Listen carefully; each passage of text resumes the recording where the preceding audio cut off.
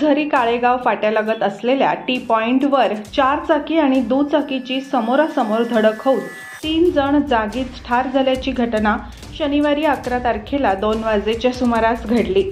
या प्रकरणी अमोल साळवे यांच्या फिर्यादीवरून टेंभुर्णी पोलीस ठाण्यात 4 चाकी गाडी वाहन चालकाविरुद्ध गुन्हा दाखल करण्यात आला आहे। याबाबत अधिक माहिती अशी की कुंभारझरी रोडवर काळेगाव फाट्याजवळ कुंभारझरी रोडने येत असलेल्या 4 चाकी क्रमांक MH21D4603 च्या चालक नंदकिशोर प्रकाश चव्हाण याने भरधाव वेगात निष्काळजीपणाने वाहन चालवत मोटरसायकलला धडक दिली।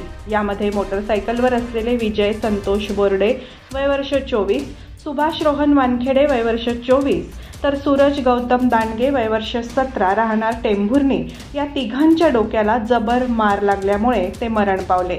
दरम्यान त्यांना तातडीने येथील ग्रामीण रुग्णालयात दाखल केले असता डॉक्टर अमोल वाघ आणि डॉक्टर प्रवीण उगले यांनी त्यांना मृत घोषित केले।